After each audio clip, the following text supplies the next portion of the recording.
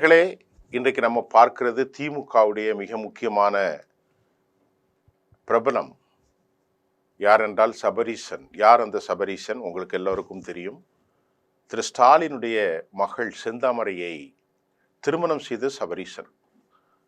அவர் தற்போது நேரடியாக களத்திலே இறங்கியிருக்கிறார் என்பது மிக முக்கியமான செய்தி. அதுவும் அண்ணாநகர் எம்எல்ஏவுடைய மகன் கார்த்திக் மோகன்.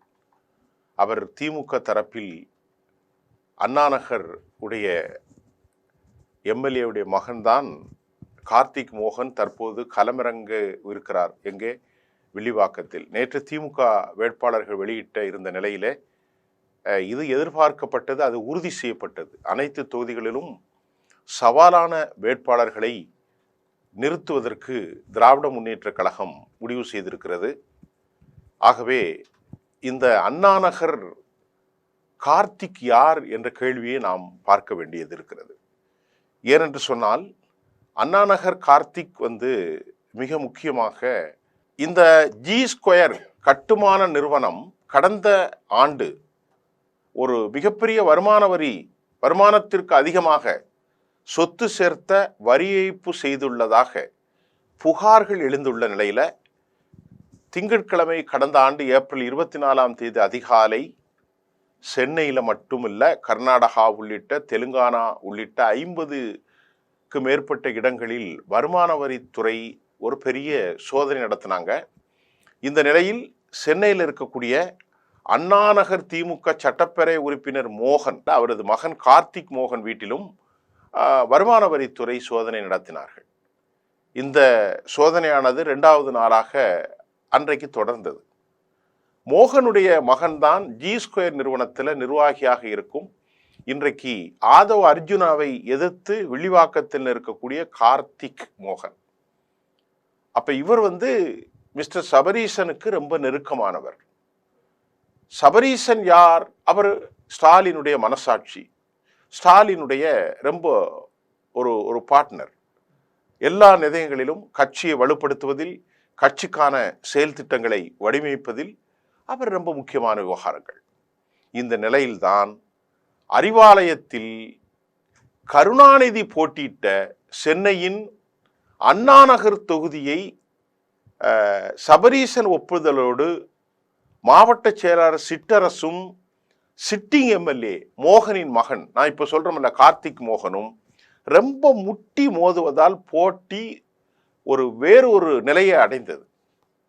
இந்த நிலையிலே தான் முதலமைச்சருடைய மருமகன், நாம இப்ப சொல்லிக்கிட்டு இருக்க சபரீசன், தனக்கு ரொம்ப நெருங்கிய நட்பராக இருக்கக்கூடிய திமுக தலைமைக்கு ரொம்ப நெருக்கம் மட்டுமல்ல, திமுகவினுடைய பெண் நிறுவனம் மாமனாருடைய அந்த சுற்றுப்பயணங்களை வடிவமைப்பதில் ஒரு பெரிய பவர் சக்தி அண்ணான சபரீசன் வரும் தேர்தலில் தனது ஜி ஸ்கொயருடைய நிர்வாக பொறுப்பில் இருக்கும் அண்ணாநகர் எம்எல்ஏ அவருடைய மகன் கார்த்திக் மோகனை அண்ணாநகர் தொகுதியில் போட்டியிட அவர் விருப்பமனு அளித்திருந்தார். இந்த செய்தி நான் உங்களுக்கு சொல்றேன்.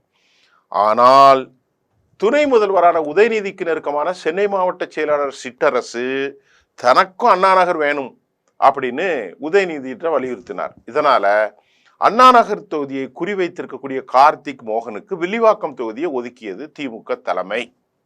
இப்ப கார்த்திக் வில்லிவாக்கம் தொகுதிக்கு மாற்றியதில் மற்றொரு கணக்கும் திமுகவுக்கு இருக்கிறது. என்ன? இப்ப பாருங்க, தாவேகா சார்பில ஆதவ் அர்ஜுனா முக்கியமாக அங்கே போட்டியிடுகிறார். அவரை எதிர்த்து களமாட அளவுக்கு தகுதியான வேட்பாளராக அண்ணாநகர் கார்த்திகை பார்த்த திமுக தலைமை, அண்ணாநகர் கார்த்திக், ஆதவ் அர்ஜுனா இவர்கள்லாம் முதல்வருடைய மருமகன் சபரீசன், இந்த 3 பேருமே ரொம்ப நெருக்கமான ஃப்ரெண்ட்ஸ் என்று சொல்லப்படுகிறது. எனவே நண்பரை வைத்தே ஒரு நண்பனை தோற்கடிக்க திமுக திட்டம் போடுச்சு. இந்த நிலையில்தான் வில்லிவாக்கம் தொகுதியில் கடந்த ஒரு வாரமாக கார்த்திக் பிரச்சாரத்தை மேற்கொண்டிருக்கிறார்.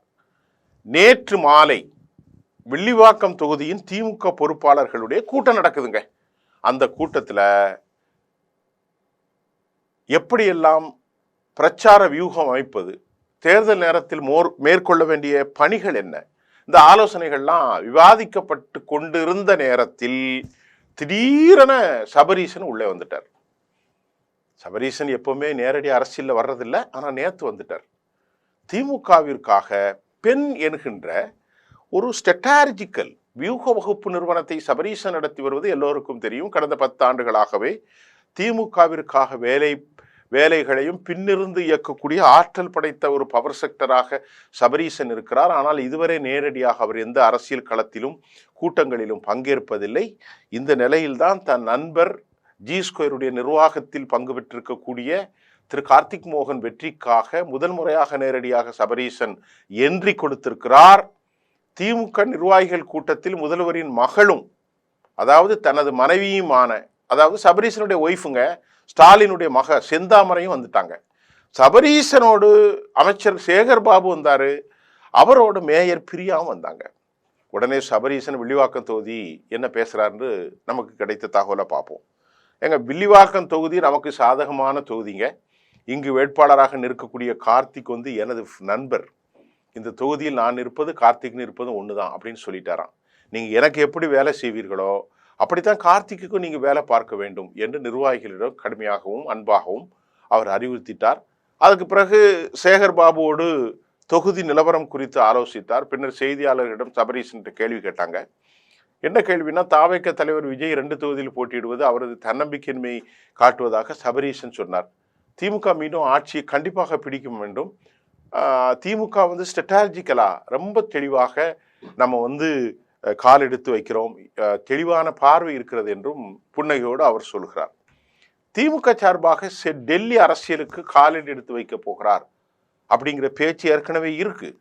திமுகவில் உள்ள இந்த நிலையில்தான் திமுக வேட்பாளர் பிரச்சார களத்திற்கு அவருக்கு ஆதரவாக சபரீசன் வந்துள்ளதால் விரைவில் அவர் நேரடியாக அரசியலுக்கு முழுவீச்சில் இயங்கக்கூடிய வாய்ப்பு மாப்பிள்ளைக்கு இருக்கிறது என்று சொல்லப்படுகிறது. அப்புறம் அண்ணாநகர் மோகனுடைய கார்த்திக்கினுடைய திமுக சார்பில் போட்டியிடும் அவரது நண்பரான கார்த்திக்கும் ஆதவ் அர்ஜுனாவும் சபரீசனுமே ஏற்கனவே நண்பர்கள் தான். அந்த அடிப்படையில் தான் இப்பொழுது தாவேக சார்பில் போட்டியிடும் ஆதவை எதிர்த்து இவர் போட்டியிடுகிறார். அது மட்டும் இல்லாம கார்த்திக் வந்து யார் என்றால் ஸ்டாலினுடைய மருமகன் சபரீசனுடைய வரவு செலவுகளை கவனித்து வருபவர். இதனால உதயநிதியை விட சபரீசனுக்கு நெருக்கமாக இருக்கிறார் என்று சொல்லப்படுகிறது. 2019 திமுக தேர்தல் பணிக்கு ஆதவ் அர்ஜுனாவின் வாய்ஸ் ஆஃப் காமன் என்ற நிறுவனத்தை சபரீசன் தான் அறிமுகப்படுத்தினாராம். Voice of common. அப்போதுதான் இந்த 3 பேரும் ரொம்ப ஃப்ரெண்ட்ஸ். யாரு? சபரீசன், கார்த்திக் மோகன், ஆதவ் அர்ஜுனா. வாய்ஸ் ஆஃப் காமன்ல அப்போது இவர்கள் நெருங்கி விட்டார்கள். இருவரும் தெலுங்கு பேசுபவர்கள் அப்படிதான் சொல்லப்படுது. அதன் பின்னர் ஆதவ் விசிகாவில் இணைந்து உதயநிதியை ரொம்ப கடுமையாக விமர்சித்தார். அது நமக்கு ஏற்கனவே தெரியும். அதன் பிறகு அவர் தாவைக்கால சேர்ந்தார், விசிகையில் சேர முன்னாடி சேர்ந்து அதுக்கப்புறம் தாவைக்கால சேர்ந்தார். உதயநிதியை வந்து ரொம்ப கடுமையாக தாக்கி வருகிறார். இது உதயநிதிக்கு ரொம்பவே கோபத்தை அதிகப்படுத்தியது.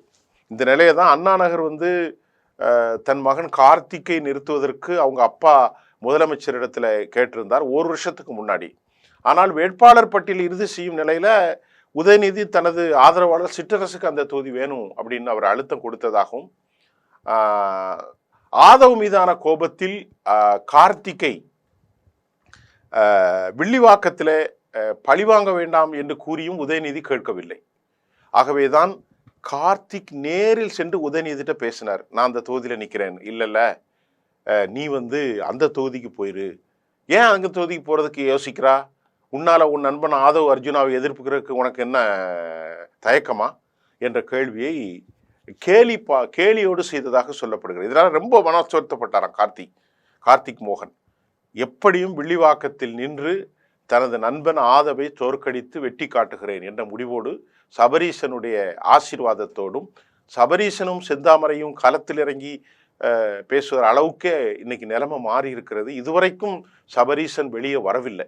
ஆதவ் அர்ஜுனாவுடன் நெருங்கிய நண்பர் கார்த்திக் போட்டியிட வருவார் என்று யாருமே எதிர்பார்க்கவில்லை. இப்போ அங்கே போட்டி வந்து எதிரெதிர் முகாம்களில் இருவரும் நிற்கக்கூடிய ஒரு நிலை வந்திருக்கிறது. வில்லிவாக்கம் தொகுதியில் திமுக சார்பில் கார்த்திக்கும், அதிமுக அதாவது தாவேக சார்பில் ஆதவும், அதிமுக சார்பில் விஜயகுமார், நாம் தமிழர் சார்பில் திருநங்கை ரோஷினிலாம் போட்டியிடுகிறார்கள். அதனால் உண்மையான போட்டி ஆதவ் அர்ஜுனாவுக்கும் கார்த்திக்கு தான். அதில் ஒன்றும் பிரச்சனை இல்லை. இருவருடைய திமுகவுக்குள்ள உட்பூசலை இது சில நேரங்களில் வெளிக்காட்டும். இந்த உட்பூசல் சில இடங்களில் பரபரப்பு ஏற்படுத்தி உள்ளது. இந்த நிலையில் அண்ணா நகர் எம்எல்ஏ மோகன் அவருடைய மகன் கார்த்திக் மோகன் சார்பில் திமுக சார்பில் போட்டியிடக்கூடிய இந்த நிலை தமிழக வெற்றி கழகம் தாவேகாவுடைய சார்பிலே ஆதவ் அர்ஜுன் மோதுகிறார்கள் என்பதையும் நாம் இங்கே காட்ட முடிகிறது. இதில் ஒரு முக்கியமான செய்தி, இந்த முறை திமுக பேரறிஞர் அண்ணாவுடைய காலத்திலே அது ஒரு முதலியார்கள் அதிகம் டாமினேஷனான ஒரு கட்சி. பேரறிஞர் அண்ணா அவர்கள், நெடுஞ்செழியன் அவர்கள், மதியழகன், நடராசன் உள்ளிட்டோர் முதலியார் சமூகத்தை சார்ந்தவர்கள். அண்ணா அவர்கள் அந்த நோக்கத்தில் வரவில்லை, ஆனால் அவர்கள் எல்லாம் கல்வியாளர்களாக இருந்தார்கள். இந்த முறை திமுக பெரும்பாலும் திமுகவுக்கு ஆதரவாக இருக்கிறார்கள் என்ற பார்வையில் இன்றைக்கு தமிழ்நாட்டினுடைய வடமாவட்டங்களில் உள்ள 69 தொகுதிகளில் முதலியார்களின் ஓட்டுகள் குறிப்பிடத்தக்க அளவு இருக்கான். அதில் செங்குந்த முதலியார், அந்த முதலியார்லாம் இருக்கிறாங்க. இந்த முறை திமுக நடத்திய சர்வேயில் முதலியார் சமுதாய ஓட்டுகள் தமிழ்நாடு வெற்றி கழகம் தாவேகாவுக்கும் பாஜகவுக்கும் செல்ல வாய்ப்பு இருப்பதாக அவர்களுக்கு கவலையோடு செய்தி வந்தது. இதை தடுக்கும் நோக்கில்தான் திமுக அதிகமாக முதலியார் சமுதாயத்திற்கு வாய்ப்பு அளிச்சிருக்கிறாங்க. அந்த தொகுதிகளை நம்ம பார்ப்போம். சென்னையில் அண்ணா நகர், தாம்பரம், ஆலந்தூர், கும்மிடிப்பூண்டி, திருவள்ளூர், ஆற்காடு, கலசப்பாக்கம், கும்பகோணம், சங்கராபுரம், மதுரமத்தி, வேலூர், திருப்பத்தூர், தீநகர், திருக்கோவிலூர், இந்த 14 தொகுதிகளும் முகலாயர்கள், அதாவது முதலியார் சமூகத்திற்காக அவர்கள் கொடுத்து விட்டார்கள். முதலியார் சமுதாய வேட்பாளர்களை திமுக களமிறக்கி இருக்கிறது. முதலியார் சங்கங்களின் மூலமாகவே வீடு வீடாக சென்று பிரச்சாரம் செய்வதற்கும் திமுக பட்டியலை தயாரிச்சிருக்கிறாங்க. திமுக எங்களுக்கு 14 சீட்டு கொடுத்துள்ளது, ஆனால் அதிமுகவில் வெறும் 7 பேருக்கு மட்டும்தான் வாய்ப்பளித்ததாக இப்போ இவங்க பிரச்சாரத்தை முடுக்கிட்டாங்க. இதே போல தமிழ்நாட்டில் தெலுங்கு பேசும் சமுதாயத்தினர் ஓட்டுகளை திமுக குறிவைத்து 15 தெலுங்கு பேசும் வேட்பாளர்களை நிறுத்தி உள்ளது. இந்த இரு சமுதாயங்களின் ஓட்டுகளும் திமுகவுக்கு ரொம்ப ரொம்ப ரொம்ப ரொம்ப முக்கியமாக கருதப்படுகிறது. திமுகவின் இந்த உத்தி வடமாவட்டங்கள் மற்றும் தமிழ்நாடு முழுவதும் ஒரு பெரும் தாக்கத்தை ஏற்படுத்தும். தெலுங்கு பேசும் மக்கள் பகுதியிலும் கட்சியின் வெற்றியை உறுதி செய்யும் என்று கட்சி வட்டாரங்கள் நம்புகிறார்கள். திமுகவை பேரறிஞர் அண்ணாவுடைய காலத்திலிருந்து இதுவரை முதலியார்கள் திமுகவுக்கு நல்ல வாக்களித்திருக்கிறார்கள். அதனால் இந்த முறை விற்றக்கூடாது அப்படின்னு தான் திமுக சாதி அரசியலை முன்னெடுத்திருக்கிறார்கள். ஆகவே இந்த தேர்தலில் முதலியார், தெலுங்கு பேசும் மக்கள் சமுதாய வாக்குகள் அளவுக்கு திமுகவுக்கு எந்த அளவுக்கு சாதகமாக அமையும் என்பது அடுத்த சில நாட்களில் தெரிய வரும். சபரீசன் தமிழக சட்டமன்ற தேர்தலில் இந்த மாதிரி ஒரு சாதி அரசியலை பெரியாருடைய சொல்லை பார்க்கக்கூடிய திமுக முன்னெடுப்பது ஒன்றும் ஆச்சரியமாக இல்லை. தமிழக சட்டமன்ற தேர்தலில் முதலியார் சமுதாய வாக்குகளை தக்க வைப்பதற்குத்தான் 14 தொகுதிகள் அவங்க கொடுத்ததாகவும், இது 2021 கொடுத்ததை விட 5 தொகுதி அதிகம் அப்படிங்கிற கருத்து நமக்கு ரொம்ப முக்கியங்க. அது அப்படி சொல்ல முடியாது. இன்றைய செய்தியினுடைய நிறைவுக்கு வந்துவிட்டேன். சபரீசன் நேரடியாகவே களத்தில் இறங்கிவிட்டார். தன் மனைவியோடு அவர் களத்திலே இறங்கியிருக்கிறார். அடுத்து அவர் பாஜக RSS தலைவர்களோடு டெல்லியில் நெருக்கம். இந்த பிஜேபியும் திமுக வெளியே அடிச்சுக்கிடுவாங்க. உள்ளுக்குள்ள ஒரு பெரிய அவர்களுக்குள்ள ஒரு பெரிய அக்ரிமெண்ட்டு பரிவர்த்தனைகள்லாம் நடக்கிறது. பல பேருக்கு தெரியாது. ஏழை தொண்டர்கள் பாவம் என்ன செய்வது, அவர்கள் போட்டியிலே அடித்து கொள்வார்கள். ஆகவே தான் டெல்லிக்கு அவரை கால்பதிக்கு அனுப்ப போகிறார்கள். டெல்லியிலே தலைவர்களை பார்ப்பார், பேசுவார், சில விஷயங்கள்லாம் நடக்கும். அதெல்லாம் உங்களுக்கு தெரியும்னு நினைக்கிறேன். எப்படியோ செல்வம் இருக்கிற இடத்தில் மீண்டும் மீண்டும் செல்வம் வருகிறது. வெள்ளிவாக்கம் தொகுதியில் கார்த்திக் மோகனும் ஆதவ் அர்ஜுனனுக்கு கொட்டோ கொட்டென்று கொட்ட போகிறது. வேறமல்ல, தலைமுடியல்ல, பணம் தான் கொட்டோ கொட்டென்று கொட்ட போகிறது. பல 100 கோடிகள் அள்ளி வீசப்படுகிறது வெள்ளிவாக்கத்தில். நீங்கள் பாருங்கள், பல 100 கோடிகள் அள்ளி வீசப்படுகிற நிலை காணப்படுகிறது. மீண்டும் அடுத்த செய்தியோடு சந்திப்போம். நன்றி.